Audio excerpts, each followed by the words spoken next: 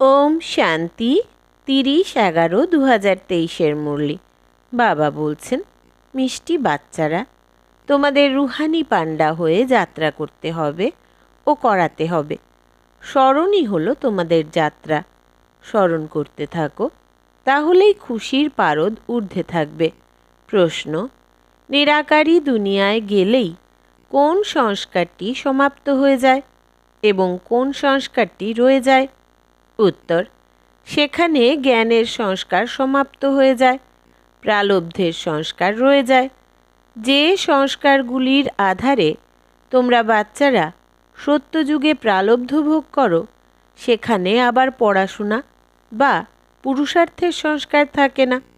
প্রালব্ধ প্রাপ্ত হয়ে গেলে তখন জ্ঞান অবলুপ্ত হয়ে যায়। গীত: রাতের পথিক ক্লান্ত হয় না। ওম শান্তি। এখানে সম্মুখে শিব ভগবান উবাচ রয়েছে। গীতায় দেখানো হয় শ্রীকৃষ্ণ ভগবান উবাচ, কিন্তু কৃষ্ণ তো সেই নামরূপে সম্মুখে হতে পারবেন না। ইনি তো সম্মুখে বলেন নিরাকার ভগবান উবাচ। কৃষ্ণ উবাচ বললে তো সাকারে হয়ে যাবে। যারা বেদ শাস্ত্র ইত্যাদি পাঠ করে তারা এমন বলবে না যে ভগবান উবাচ, কারণ সাধু সন্ন্যাসী মহাত্মা ইত্যাদি সব সাকারে বসে আছে। এরপর বাবা বলেন, হে রুহানি পথিক, রুহানি পিতা নিশ্চয়ই রুহ অর্থাৎ আত্মাদের বলবেন যে বাচ্চারা ক্লান্ত হয়েও না। যাত্রায় যখন কেউ ক্লান্ত হয়ে যায় তো ফিরে আসে, সেটা হলো দৈহিক যাত্রা। বিভিন্ন মন্দিরে দৈহিক তীর্থযাত্রা করতে যাওয়া হয়। কেউ শিবের মন্দিরে যায়, সেখানে সব দৈহিক চিত্র রাখা থাকে ভক্তিমার্গের। এখানে তো সুপ্রিম রুহ বা সুপ্রিম আত্মা, পরম পিতা পরমাত্মা আমাদের বলেন যে হে বাচ্চারা, এবারে একমাত্র আমার সঙ্গে বুদ্ধিযোগ লাগাও এবং জ্ঞানও প্রদান করেন। তীর্থস্থানে ব্রাহ্মণেরা বসে কথা কীর্তন করে। তোমাদের তো একটি সত্যনারায়ণের কথা আছে, নর থেকে নারায়ণ হওয়ার। তোমরা জানো, প্রথমে সুইট হোম যাব, তারপর বিষ্ণুপুরীতে আসব। এই সময়ে তোমরা আছো ব্রহ্মাপুরীতে, যাকে পিতৃগৃহ বলা হয়। তোমাদের কাছে কোনো গহনা ইত্যাদি কিছুই নেই, কারণ তোমরা আছো পিতৃগৃহে। তোমরা জানো, শ্বশুর গৃহে আমরা অসীম সুখের অধিকারী হব। এখানে কলিযুগী শ্বশুর গৃহে তো অসীম দুঃখ আছে। তোমাদের তো যেতে হবে ওই পারের সুখধামে। এখান থেকে ট্রান্সফার হতে হবে। বাবা সবাইকে চোখের পাতায় বসিয়ে নিয়ে যান। দেখানো হয়েছে কিনা কৃষ্ণের পিতা কৃষ্ণকে ঝুড়িতে বসিয়ে ওই পারে নিয়ে গেছে। সুতরাং ইনি অসীম জগতের পিতা। তোমাদের অর্থাৎ বাচ্চাদের ওই পারে শ্বশুর ঘরে নিয়ে যান। প্রথমে নিজের নিরাকারী ঘরে নিয়ে যাবেন, তারপর শ্বশুর ঘরে পাঠিয়ে দেবেন। তখন সেখানে গিয়ে এই সব কথা, পিতার গৃহ শ্বশুর গৃহের কথা ভুলে যাবে। সেটা হলো নিরাকারী পিতার গৃহ। সেখানে এই জ্ঞান বিস্মৃত হয়, নলেজের সংস্কার বেরিয়ে যায়, বাকি পড়ে থাকে প্রালব্ধের সংস্কার। তখন বাচ্চাদের অর্থাৎ তোমাদের কেবল প্রালব্ধই স্মরণে থাকে। প্রালব্ধ অনুসারে গিয়ে সুখের জন্ম নেবে, সুখধামে যেতে হবে। প্রালব্ধ প্রাপ্ত হলেই জ্ঞান শেষ। তোমরা জানো, প্রালব্ধের সময় আবার সেই অ্যাক্ট চলবে। তোমাদের সংস্কার হয়ে যাবে প্রালব্ধের। এখন হলো পুরুষার্থের সংস্কার। এমন নয় পুরুষার্থ ও প্রালব্ধ দুইয়ের সংস্কার সেখানে থাকবে না, সেখানেই জ্ঞান থাকবে না।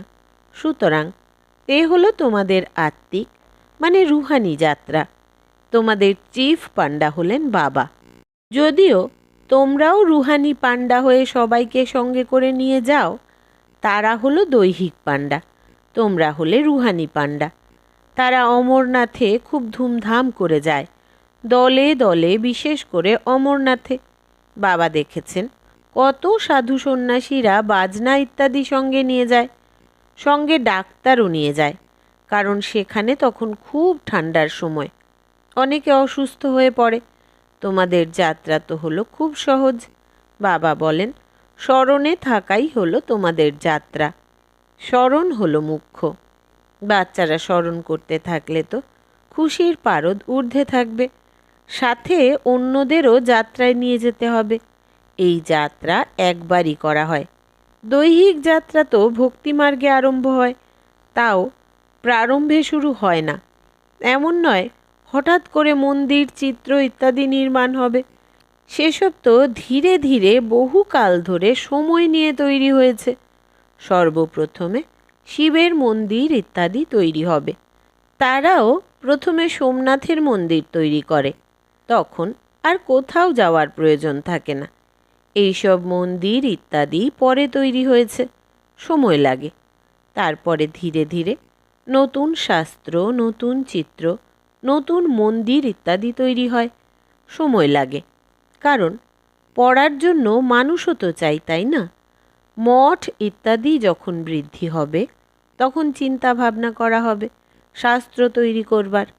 সুতরাং এত এত তীর্থস্থান, মন্দির, চিত্র ইত্যাদি তৈরি হয়েছে, সময় তো লাগবে, তাই না? যদিও বলা হয় যে ভক্তিমার্গ দাপর থেকে শুরু হয়, কিন্তু সময় তো লাগে, তাই না?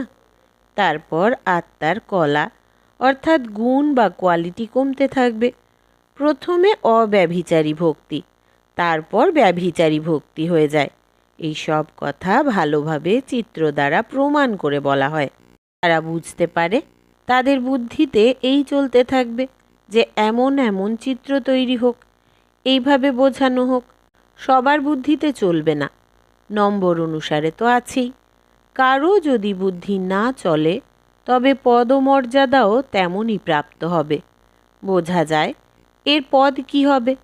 যত এগোবে তোমরা তত বুঝতে পারবে। যখন যুদ্ধ ইত্যাদি লাগবে তখন প্র্যাকটিক্যালে দেখবে, তখন খুব দুঃখ হবে।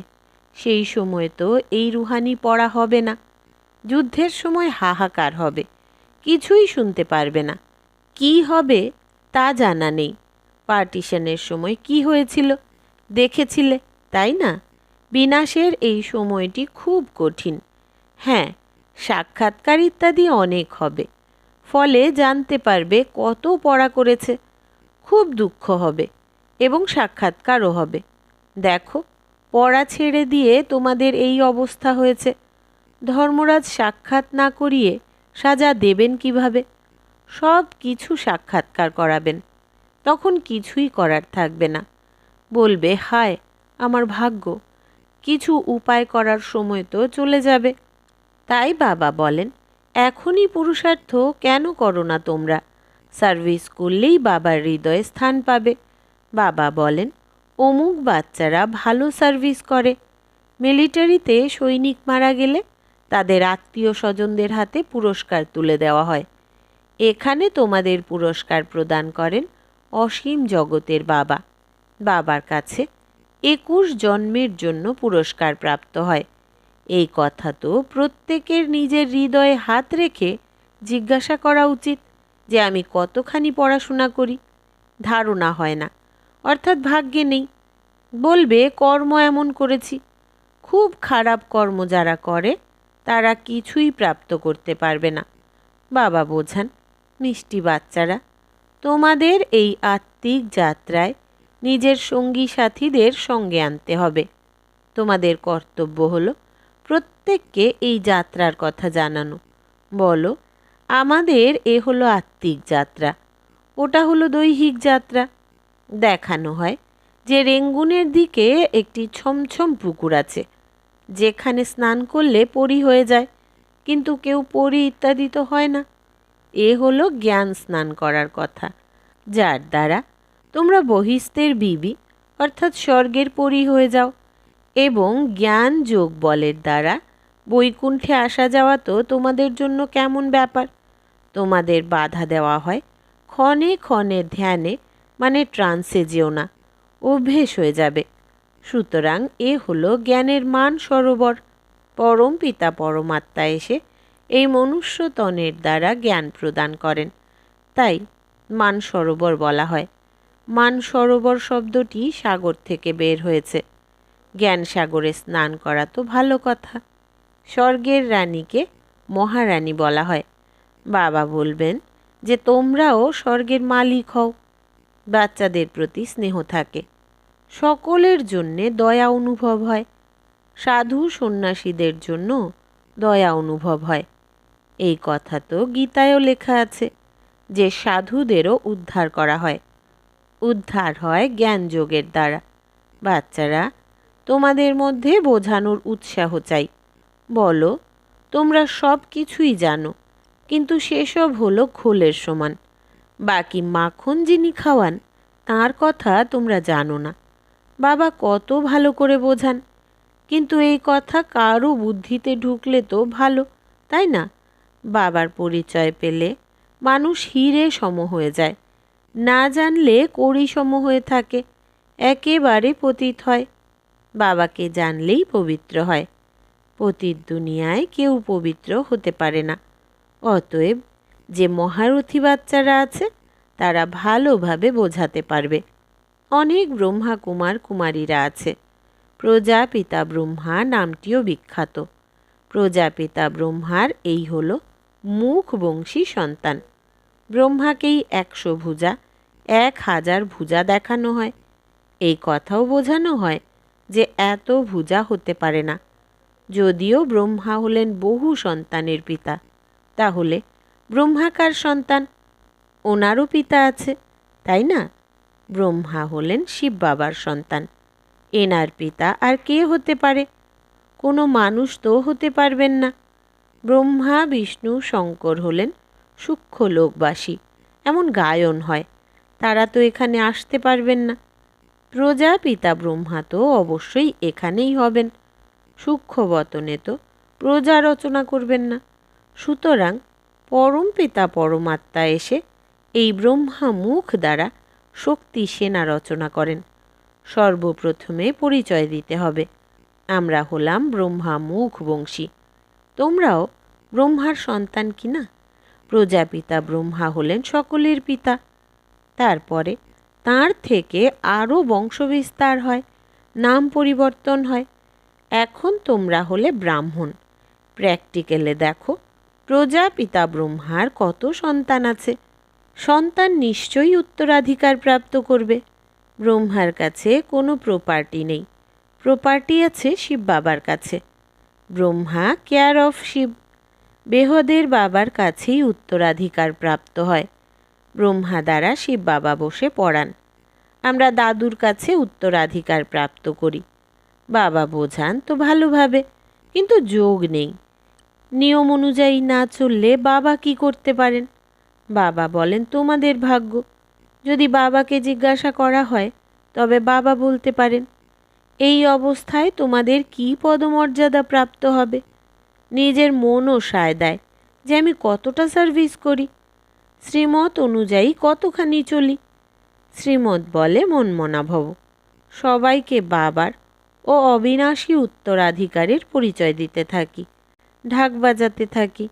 বাবা ইশারা দিতে থাকেন যে গভর্নমেন্টকেও তোমাদেরই বোঝাতে হবে, যাতে তারাও বুঝতে পারে যথার্থই ভারতের শক্তি ক্ষুণ্ণ হয়েছে। পরম পিতা পরমাত্মা সর্বশক্তিমানের সঙ্গে যোগ নেই।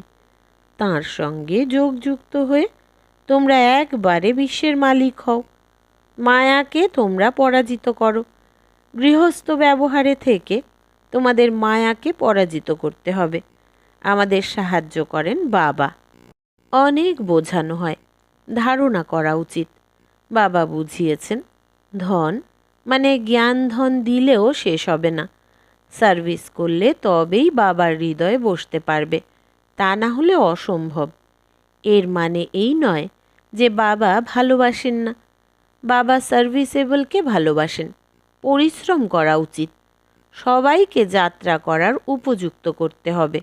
মন মনা ভব। এ হলো রুহানি যাত্রা। আমাকে স্মরণ করো, তাহলে তোমরা আমার কাছে আসতে পারবে। শিবপুরীতে এসে তারপরে বিষ্ণুপুরীতে চলে যাবে।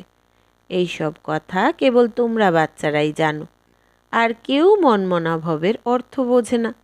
যদিও পড়ে তো সবাই। বাবা মহামন্ত্র দেন, আমাকে স্মরণ করো তো তোমরা বিকর্মা জিত হয়ে যাবে। আচ্ছা, মিষ্টি মিষ্টি হারানিধি বাচ্চাদেরকে মাতা পিতা বাপদাদার স্মরণের স্নেহসুমন আর সুপ্রভাত।